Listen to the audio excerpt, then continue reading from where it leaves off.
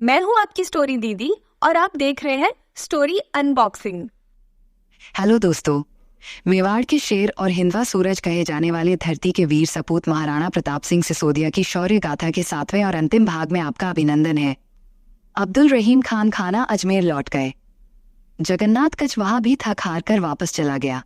उसकी भी वही दशा हुई जो कभी मानसिंह की हुई थी। अकबर के दरबार में सिर ऊंचा करके नहीं जा सका, जिस अकड़ से सेना लेकर निकला था। अनेक सैनिक मरवाकर अनाप शनाप धन खर्च करके और लगभग 2.5 साल चक्कर काटकर खाली हाथ लौटकर वो खुद ही शर्मिंदा था। रहीम खान खाना अजमेर से गुजरात भेज दिए गए। उधर काबुल से समाचार मिला कि वहां के हाकिम मिर्जा मोहम्मद हकीम की मृत्यु हो गई है। जो शासक अत्याचारी होते हैं, उनके मरने पर जनता का विद्रोह खड़ा होना स्वाभाविक है। उसके विरुद्ध जनता में आग तो पहले ही सुलग रही थी, अब भय भी नहीं रहा। उसके अपने ही सहयोगी भी विरोधी बन गए। समाचार पाकर खुद अकबर को काबुल जाना पड़ा। अकबर फिर बहुत दिनों तक नहीं लौटा। उसका महाराणा को चुकाने का इरादा भी ठंडा पड़ गया। इसलिए मुगलों के आक्रमण मेवाड़ पर होने बंद हो गए। महाराणा प्रताप तो जीवन भर वनवासी बनकर भागते रहे। मेवाड़ी जनता ने उनका सदैव जी जान से सहयोग किया। अब उनका कर्तव्य था जनता की सुख सुविधाओं के लिए कार्य करना। महाराणा के पास धन का तो सदा अभाव ही रहा। जब भी कहीं से धन प्राप्त हुआ तो युद्ध के साधन जुटाने में ही लग गया। जनता की तो क्या, अपने ही परिवार की भी सुख सुविधा नहीं जुटा सके। जब राणा प्रताप की दृष्टि में मालपुरा शहर आया। मालपुरा आमेर की सीमा पर बसा था। सीमावर्ती होने के कारण व्यापार का मशहूर केंद्र था। महाराणा ने सोचा कि मालपुरा पर अधिकार कर लिया जाए। भामा शाह ने सलाह दी कि मालपुरा में आप मेरे साथ चलें, वहां के व्यापारियों से मिलें। महाराणा ने इसी प्रकार का कार्यक्रम बनाया। मालपुरा के संपन्न व्यापारियों ने महाराणा का भव्य स्वागत किया। महाराणा प्रताप के चरणों में उन्होंने पर्याप्त धन भी अर्पित किया। समाज को सुविधाएं देने के लिए और मेवाड़ का विकास करने में महाराणा प्रताप सिंह ने इस धन का सदुपयोग किया। महाराणा ने चावंड को अपनी राजधानी तो बना ही लिया था, इसलिए उसकी शान और सजावट पर भी धन खर्च किया। चावंड के महलों को भी फिर से बनाया, संवारा और सजाया। वहां जो माता चामुंडा का मंदिर था, उसको भी विस्तार दिया, उसे अधिक आकर्षक स्वरूप प्रदान किया। गोंडवाना क्षेत्र में भी महाराणा प्रताप का जनता ने सम्मान किया। रणपुरा की प्रजा ने भी उनको सादर सहयोग दिया। सादड़ी क्षेत्र में जाकर भी महाराणा ने अपना भगवा झंडा फहराया। जंगलों के निवासी आदिवासी भीलों और मीणाओं को भी मुस्लिम आक्रांताओं से आजादी मिली। मुगलों के आक्रमण और अत्याचार से बचाव के लिए जो चावंड क्षेत्र को छोड़कर पलायन कर गए थे, वे भी वापस लौट आए। अपनी धरती को छोड़कर कोई अधिक दिनों तक सुखी नहीं रह सकता। अपनी जन्मभूमि के आंचल में आकर ही लोग सुख की अनुभूति करते हैं। गोगुंदा और उदयपुर और मोही और मदारिया, इन सब पर अब महाराणा प्रताप की छत्र छाया हो गई। महाराणा प्रताप को भी अब चैन की सांस मिलने लगी। सब ओर सुख चैन था। मुगल बादशाह अकबर भी काबुल की ओर जा फंसा था। आक्रमणों की लगातार चलने वाली श्रृंखला टूट गई थी। सदा बिखरा रहने वाला परिवार अब महाराणा के साथ चैन से रह रहा था। महाराणा प्रताप के मन में एक चिंता थी, चित्तौड़ को वापस ना छुड़ा पाने की। जब भी ये चिंता अधिक पीड़ा पहुंचाती तो महाराणा की आंखें सजल हो जाती थीं।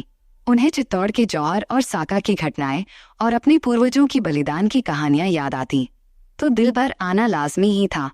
अमर सिंह भी राजकुंवर था, लेकिन जवानी में भी सुख शांति हासिल नहीं की। वो भी कभी लड़ता, कभी छिपता और कभी परिवार की रक्षा के लिए भागता रहा। अमर सिंह को पुत्र प्राप्ति हुई। राजकुंवर होने पर भी शान के साथ उत्सव नहीं मनाया जा सका। यह 21 जुलाई सन 1583 का दिन था। पोते कर्ण सिंह को पाकर बेशक राणा परिवार बहुत आनंदित था। महाराणा इतनी बड़ी खुशी पाकर भी कभी कभी चित्तौड़ की याद में दुखी हो जाते थे। अमर सिंह अपने पुत्र के भविष्य की अपने जीवन से तुलना करके सोचते, भगवान मेरे बेटे का भविष्य मेरे जैसा ना हो, अब हमें और परिवार को बंजारा होकर भटकना ना पड़े। कभी कभी उन्हें लगता कि उनके पिता का फैसला शायद परिवार के लिए सही नहीं था। अकबर के बार बार भेजे संधि प्रस्तावों की मान लेते तो जीवन कितना सहज होता। हम भी राजसी सुख भोग रहे होते, दूसरी ओर महाराणा सोचते रहते, जीवन रहते अगर चित्तौड़ को भी जीतकर अपने अधीन कर लेते तो जीवन सफल हो जाता। कभी उन्हें कर्मवती का जौहर याद आता तो कभी पन्ना धाय को अपने पुत्र का बलिदान देकर पिता उदय सिंह की रक्षा का अद्भुत कर्म स्मरण हो आता, तो कभी चित्तौड़ की रक्षा के लिए गोरा और बादल का अनोखा बलिदान याद आता। महाराणा मन ही मन चिंता करते रहते, लेकिन किसी से कुछ भी नहीं कहते। एक दिन उन्होंने समस्त परिवार को अपने पास बुलाया। अजबांदे रानी और रानी रत्नावती और पुत्र अमर सिंह और पोता कर्ण सिंह भी महाराणा के पास पहुंच गए। महाराणा ने अपने मंत्रियों और हितैषियों को पास बैठाया। महाराणा बोले, आज मैं अपने मन की पीड़ा जाहिर करना चाहता हूँ। अब हम मेवाड़ को आजाद देख रहे हैं, लेकिन चित्तौड़ के बिना मेवाड़ का चित्र अधूरा है। चित्तौड़ मेवाड़ का दिल है। दिल के बिना तो पूरा शरीर बेजान ही होता है। चित्तौड़ से हमारी वंश परंपरा का इतिहास जुड़ा है। पुरखों की वीरता और बलिदान की पावन कथाएं जुड़ी हैं। चित्तौड़ को जीतने के लिए एक बार फिर युद्ध की तैयारी करनी चाहिए। इसके लिए हमें अन्य राजाओं से भी सहयोग मांगना चाहिए। अब हमें एक सबल और सार्थक प्रयास करके चित्तौड़ को जीत लेना चाहिए। महाराणा की राय से सभी में एक उत्साह की लहर दौड़ गई। सब महाराणा का समर्थन करने वाले ही थे कि तब तक अमर सिंह बोल पड़े, युद्ध युद्ध युद्ध। हमने जीवन भर किया ही क्या है, केवल युद्ध ही तो किया है।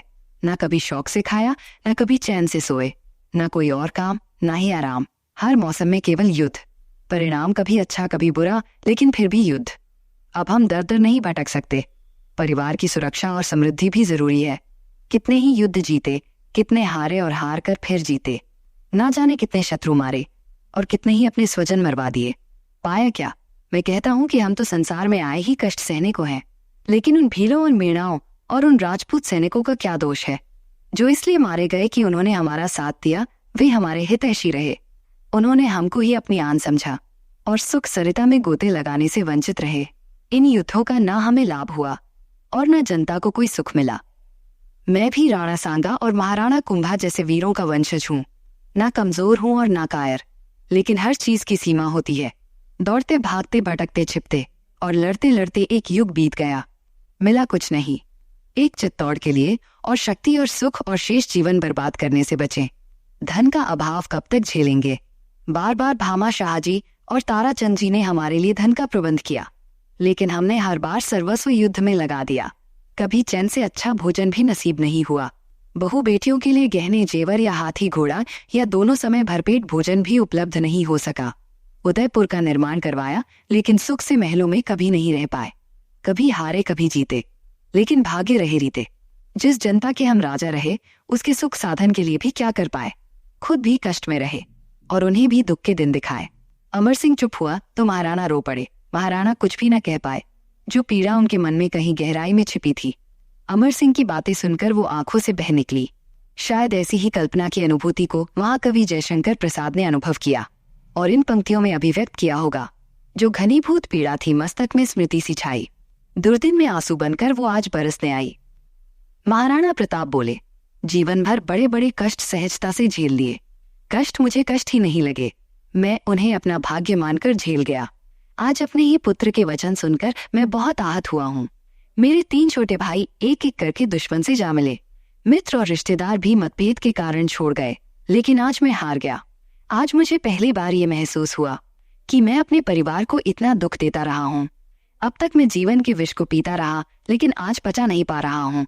तब भामाशाह ने आगे बढ़कर कहा, इस पिता पुत्र के संवाद में यदि अनुभूति मिले तो मैं भी कुछ कह दूं। अमर सिंह बोले, आप तो हमारे परिवार के सर्वाधिक हितैषी हैं।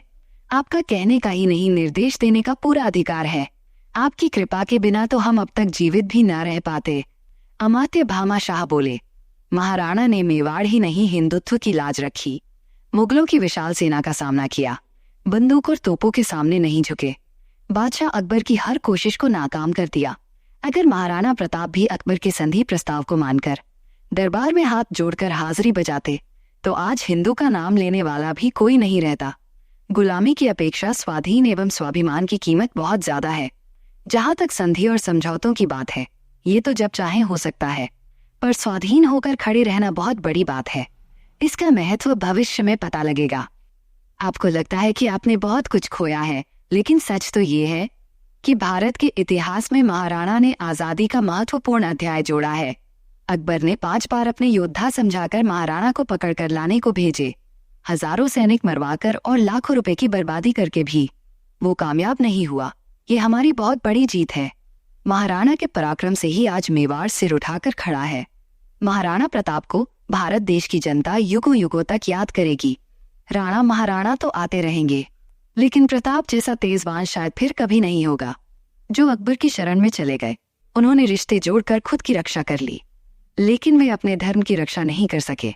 संसार में लोग अपने भोग विलास भरे जीवन के लिए अनेक कष्ट उठाते हैं, लेकिन धर्म के लिए और देश के लिए जो कष्ट उठाते हैं, असल में वे ही महान हैं। प्रताप ऐसे विचार वाले लोगों के लिए मार्गदर्शक रहेंगे। मैं भामाशाह आज विश्वास दिलाता हूं कि धन का अभाव कभी होने नहीं दूंगा और राणा वंश से अपेक्षा करूंगा कि धर्म की रक्षा वे सदा करते रहेंगे। मेवाड़ में जनता के हित के लिए विकास कार्य शुरू हो गए हैं, उन्हें आगे बढ़ाइए। अपनी बात कहकर भामाशाह आसन पर बैठ गए। उनके विचार सुनकर महाराणा प्रताप की पीड़ा कुछ कम हुई। उन्हें कुछ कहने सुनने का साहस मिला। अमर सिंह को समझाने के लिए महाराणा बोले, सुनो मेरे पुत्र, मुझसे संधि की आशा नहीं करना। मुझे दुख है कि तुमने कष्ट सहे। मेरे पुत्र बनने पर तुम इसे अपना सौभाग्य मानो या दुर्भाग्य, इसमें मेरा कोई दोष नहीं। मैं जो हूँ अपने पूर्वजों की आन बान शान की रक्षा के लिए हूँ। मेरा पुत्र होकर तुमने ऐसी कायरतापूर्ण बात कही। मैं चाहता हूँ कि मेरे बाद भी मेरा कोई वंशज मुगल तख्त के सामने नहीं झुके। फिर भी तुम्हें अपने जीवन का अधिकार है, जैसा चाहो करो। मैं अपने जीते जी किसी अधर्मी के सामने झुक नहीं सकता। अपनी मातृभूमि की स्वाधीनता को जीते जी पराधीन नहीं कर सकता, किसी भी शर्त पर नहीं। तुम्हें राज्य का अधिकार चाहिए तो मैं अपने रहते तुम्हारा राज तिलक कर दूंगा। सिंहासन और राजमुकुट तुम्हें सौंप दूंगा, लेकिन समझौते की राह पर नहीं चलने दूंगा। फिर भी अगर तुम अकबर की अधीनता स्वीकार करो तो मेरा पुत्र होने का अधिकार त्याग कर जा सकते हो। मुझे पुत्र की ममता त्यागना स्वीकार है, लेकिन पराधीनता स्वीकार नहीं। अब तुम्हारी इच्छा है कि जो चाहो रास्ता अपनाओ। मैंने तो खुद को कभी राजा समझा ही नहीं। मैं तो एक तपस्वी हूँ, अपनी मेवाड़ की प्रजा का रक्षक हूँ, चौकीदार हूँ। तुम चाहो तो आज ही रात संभाल लो, लेकिन जीवित रहते मैं रक्षक तो बना रहूंगा। महाराणा की सभी तपस्या पूर्ण भावुक बातें सुनकर अमर सिंह को अपनी भूल का अनुभव हुआ। वो मन में उठी भावना को बिना विचारे कह गया। उसे अब पश्चाताप हो रहा था। उसने महाराणा के चरण स्पर्श करते हुए कहा, पूज्य पिताजी, मेरी कही बातों को गंभीरता से न लेना। मैंने वही बात रख दी जो कई लोगों से तानों के रूप में सुनी थी। मैं सिसोदिया वंश में पैदा हुआ हूँ, इसमें गर्व का अनुभव करता हूँ। अपने पूर्वजों के शौर्य एवं त्यागपूर्ण आचरण के विपरीत जाने का मेरा कोई इरादा नहीं है और ना हो सकता है। मैं भगवान एकलिंग की शपथ लेकर कहता हूँ कि अंतिम सांस तक मुगलों से संघर्ष करूंगा। अपने जीते जी मेवाड़ का मस्तक झुकने नहीं दूंगा। जो स्वाभिमान का मार्ग आपने दिखाया है, सदैव उसी राह पर चलूंगा। मुझ में जो दूषित भाव आया उसके लिए बार बार क्षमा प्रार्थी हूँ। तभी रानी रत्नावती महाराणा के निकट आई। अमर सिंह को माथा चूमकर गले लगाया और बेटे को उठाकर उसके आंसू पोंछ दिए। पुत्र अमर सिंह, तुमने खुद को पतन के राह से बचा लिया। पिता और महाराणा वंश की परंपरा पर दृढ़ता पूर्वक चलने का संकल्प लेकर तुमने अपने स्वभाव और पितृभक्ति का परिचय दिया है। माता अजबांदे ने भी बेटे के सिर पर प्रेम से हाथ फेरकर आशीर्वाद दिया। सन 1586 में महाराणा प्रताप ने चावंड को अपनी राजधानी बनाकर विकसित करना शुरू कर दिया। महाराणा गांव-गांव जाकर जनता के कष्ट पूछते और उनकी कठिनाइयों को हल करते। युद्धों के कारण जिनकी धन हानि हुई उनको धन की सहायता दी, जिनकी जन हानि हो गई उनसे सहानुभूति व्यक्त की, उनको सहायता देने का संकल्प किया। जहाजपुर में मुगलों ने भारी लूटपाट मचाई थी। अब युद्ध के बादल छट गए। जहाजपुर की जनता महाराणा के मिलन से और आश्वासन से प्रसन्न हो गई। जहाजपुर में ही महाराणा प्रताप के बचपन के मित्र चक्रपाणी उन्हें दोबारा मिले। चक्रपाणी से मिलकर राणा प्रताप बचपन की यादों में खो गए। चक्रपाणी ने कृषि क्षेत्र में विकास हेतु कई अनुसंधान किए थे। मिट्टी के गुण दोष पहचानने की उनकी कला खेतों की हालत सुधारने में बहुत उपयोगी थी। भूमि के नीचे छुपी खानों की खोज भी उन्होंने की थी। उनकी विश्व वल्लभ नाम की पुस्तक बहुत प्रसिद्ध है। व्यापारी गुजरात से व्यापार करने लगे। राणा प्रताप ने गांव-गांव तालाबों और बावड़ियों का जाल बिछा दिया। जहां कुछ नहीं उगता था वहां खेतों में हरियाली फसलें लहराने लगीं। बागों में फलदार पेड़ जनता को अपनी ओर आकर्षित करने लगे। सच तो ये है कि अकबर बादशाह जब से काबुल की ओर गया था तब से लौटा ही नहीं। इसीलिए मेवाड़ अब विकास की राह पर बढ़ने लगा। एक मुस्लिम चित्रकार था निसारदी। वो महाराणा से आकर मिला और सेवा करने की अनुमति मांगी। मंचली रानी और बेटे अमर सिंह ने मुसलमान की सेवा लेने का विरोध किया, लेकिन महाराणा प्रताप ने समझाया कि मुसलमान सब बुरे नहीं होते। फिर ये तो कलाकार है। अकबर हमारी स्वाधीनता का हरण करके हमें झुकाना चाहता था। यह कलाकार हमारे पूर्वजों के चित्र बनाएगा।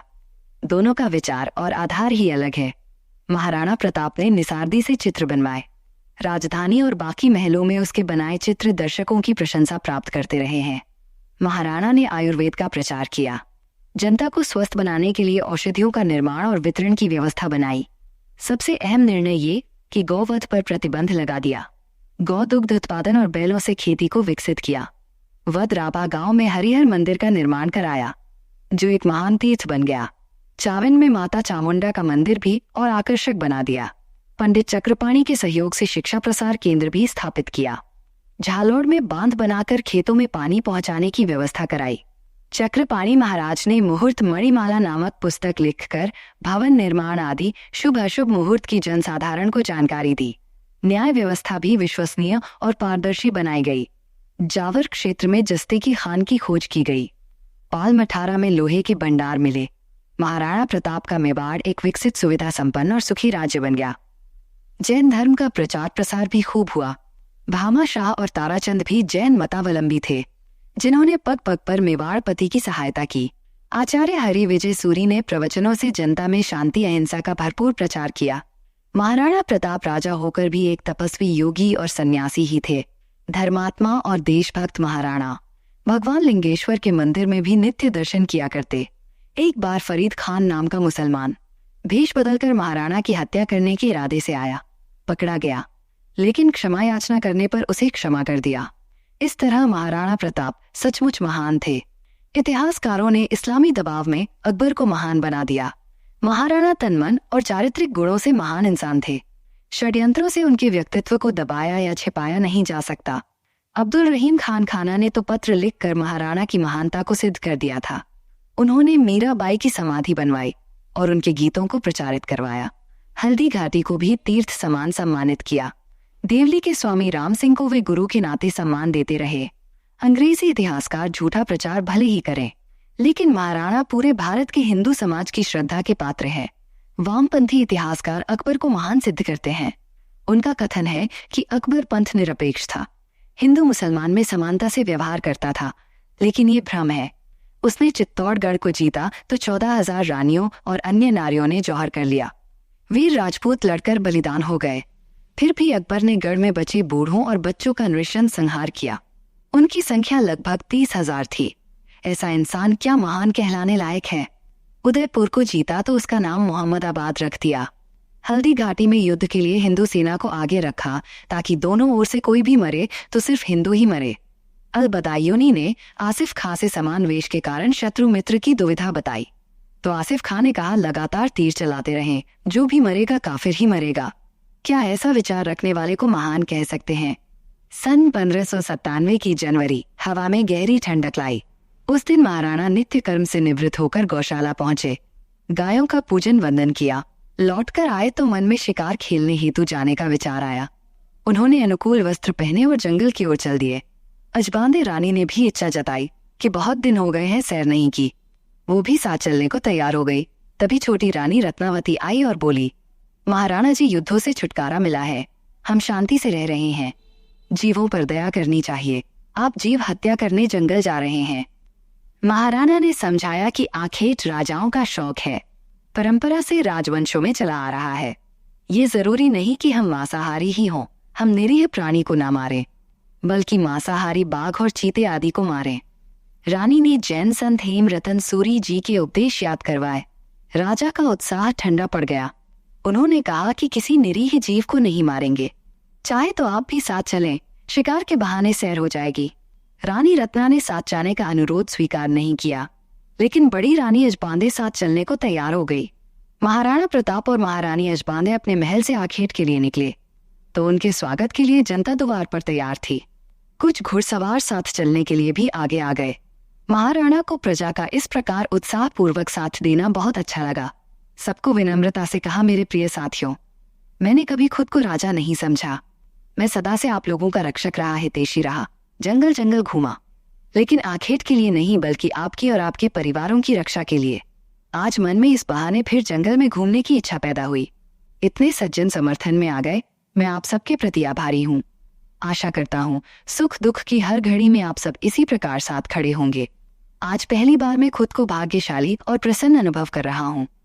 महाराणा की जय और महाराणा प्रताप अमर रहे जैसे उद्घोष गूंजने लगे। फिर उत्साह की एक लहर दौड़ गई। महाराणा अपने लक्ष्य की ओर बढ़ने ही वाले थे कि भील रेवत दौड़ा आया। उसने राणा प्रताप के चरणों में झुककर प्रणाम किया। राणा प्रताप ने भी उसे उठाकर गले से लगा लिया। मौजूद जन फिर महाराणा की जयकार करने लगे। भीलों को इतना सम्मान केवल महाराणा प्रताप ने ही दिया था। महाराणा ने मित्र रेवत से कुशलता पूछी और आने का कारण पूछा तो रेवत ने एक बहुत ही आकर्षक धनुष भेंट करते हुए कहा, मेवाड़ अधिपति महाराणा, ये बढ़िया धनुष आपको भेंट करने के लिए लाया हूँ, इसे स्वीकार कीजिए। मित्र की भेंट भला महाराणा अस्वीकार कैसे कर सकते थे। द्वारिकाधीश श्री कृष्ण ने भी मित्र सुदामा की पोटली में बंधे चावल खुद खोलकर खाए थे। बचपन के मित्र के प्रेम और उनकी भेंट का अनादर नहीं किया जा सकता। इस पर रेवत भील का कहना था कि ये श्रेष्ठ धनुष महाराणा के लिए ही बनाया गया है। महाराणा ने इस धनुष की भेंट को प्रेम पूर्वक स्वीकार कर लिया।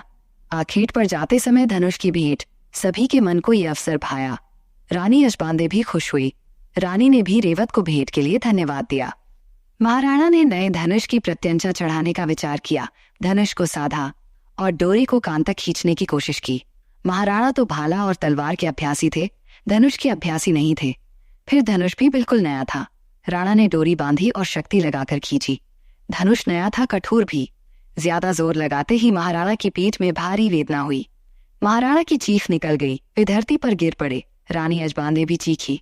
अन्य जन सहायता के लिए दौड़े। उपस्थित सभी जन घबरा गए। उनका घबराना स्वाभाविक था। कुछ पल पहले खुशी का माहौल था, अचानक दुखद हो गया। महाराणा की इस असहनीय वेदना को सभी उपस्थित जन अपने मन में अनुभव कर रहे थे। लेकिन विधि का विधान ही ऐसा है कि अपना अपना दर्द खुद को ही सहना पड़ता है। कोई उस दर्द को बांट नहीं सकता। महाराणा की रीढ़ की हड्डी और आंतों में भयानक पीड़ा थी। तुरंत चिकित्सक बुलाए गए। वातावरण में सन्नाटा छा गया। चिकित्सक महाराणा के अंगों का परीक्षण कर रहे थे। ऊपर से कहीं चोट नहीं थी, भीतर रीढ़ की हड्डी टूट गई थी। ऐसी भयंकर पीड़ा महाराणा ने कभी नहीं सही थी। चिकित्सकों ने जो भी उचित लगा वे उपचार किए, लेकिन पीड़ा में तुरंत लाभ नहीं हुआ। किसी काम के बिगड़ने में एक पल लगता है और बनने में बरसों लग जाते हैं। स्वास्थ्य लाभ के लिए उपचार निरंतर चलते रहे। रानी यशबांदे और रानी रत्ना ने माता चामुंडा के मंदिर में प्रसाद भी चढ़ाया और भवानी से महाराणा प्रताप को शीघ्र स्वस्थ करने की प्रार्थना की। इंसान जो कर सकते हैं वो सब कुछ किया, लेकिन होता वही है जो उस प्रभु परमात्मा की ओर से निश्चित है। होनी को कोई नहीं टाल सकता। इंसान ये जानते हैं, तब भी सब प्रकार के इलाज अपनाए जाते हैं। महाराणा के लिए भी दवा, पूजा, मंत्र, दान और यहाँ तक कि टोना टोटका तक भी अपनाए गए। झाड़ फूक का भी प्रयास किया गया। किसी भी उपचार को सफलता नहीं मिली। ज्यों-ज्यों दवा की गई रोग बढ़ता ही रहा। मेवाड़ की सारी जनता महाराणा के स्वस्थ होने के लिए शुभकामना और धर्म पुण्य कर रही थी। इधर महाराणा ने भोजन करना भी छोड़ दिया। आंतों की पीड़ा हो तो भला खाना कैसे पचे। धीरे धीरे आवाज भी मंद पड़ती जा रही थी। आशा की एक किरण दिखती थी। सबको लगता था कि महाराणा कुछ दिन में फिर से ठीक हो जाएंगे। जनता जगह जगह यज्ञ, हवन और भंडारे आयोजित कर रही थी। उसे विश्वास था कि जल्द ही महाराणा के स्वस्थ होने का शुभ समाचार मिलेगा। रेवत भील खुद को अपराधी मानकर रोता ही रहता था। वो रात दिन माता चामुंडा के मंदिर की सीढ़ियों पर बैठा ही रहता था।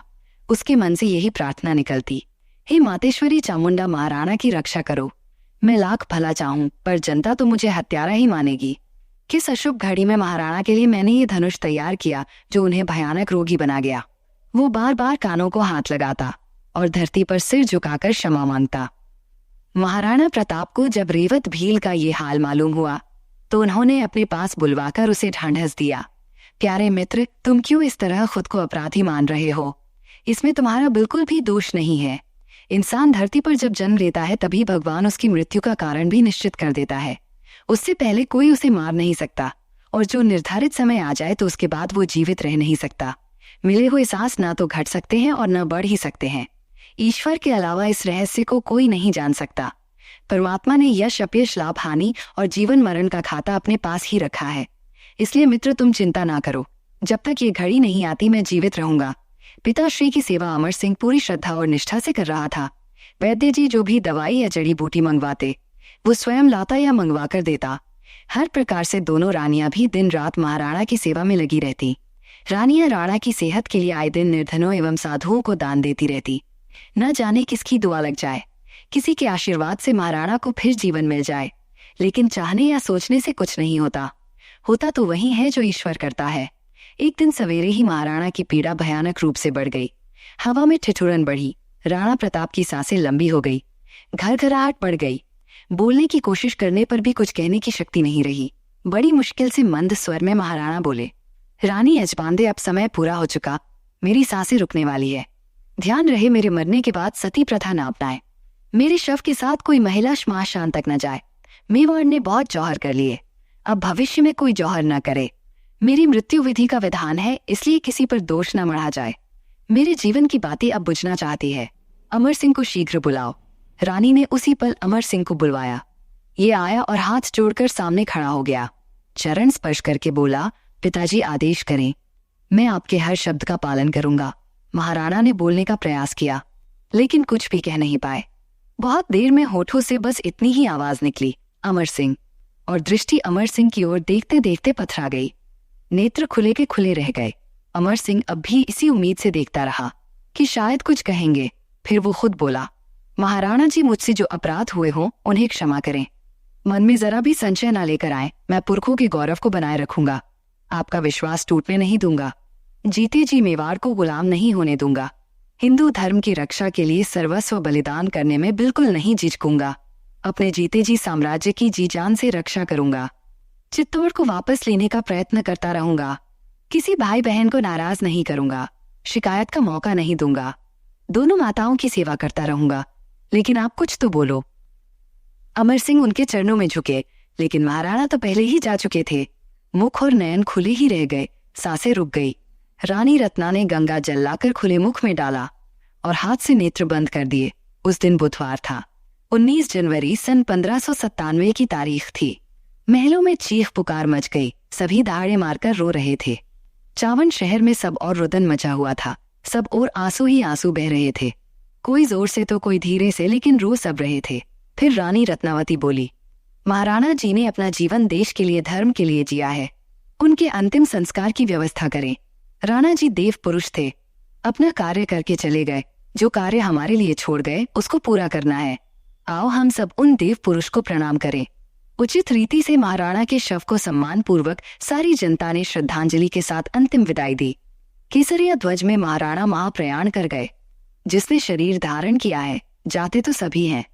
जो देश के लिए, धर्म के लिए अपना जीवन अर्पित कर देते हैं, वे मरकर भी अमर हो जाते हैं। उन्हें युगों तक याद किया जाता है। विधवा रानियों के श्रृंगार उतर गए। सिर्फ चावंड ही नहीं, पूरे मेवाड़ में चूल्हा तक नहीं जला। शोक सागर में पूरा मेवाड़ डूब गया। बूढ़ों, बच्चों और रोगियों तक ने खाना नहीं खाया। गायों और घोड़ों और कुत्तों तक ने कुछ नहीं खाया। भामा शाह और अनुज ताराचंद भी बच्चों की तरह हिचकियां ले लेकर रोए। महाराणा के भाले और तलवार का भी रुदन किसी को दिखाई नहीं दिया। वे निशब्द रुदन कर रहे थे। मीना और भील, वनवासी और नगरवासी सभी रो रहे थे। महाराणा के साथ वीरों की एक कुल परंपरा नष्ट हो गई।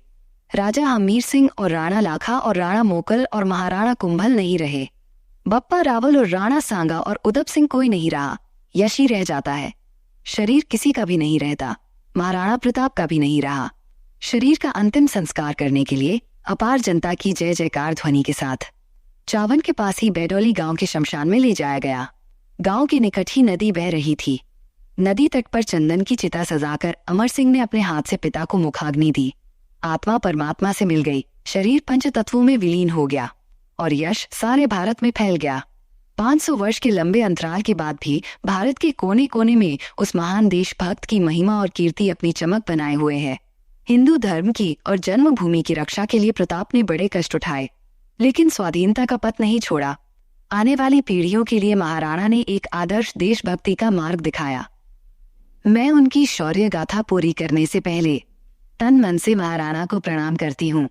अगर मेरी कही हुई ये कहानी और ये वीडियो आपको देश धर्म की दिशा में प्रेरित कर पाई तो अपनी कोशिश सफल समझूंगी। उम्मीद करूंगी कि आप वीडियो को लाइक शेयर जरूर करेंगे और चैनल को भरपूर प्यार देंगे।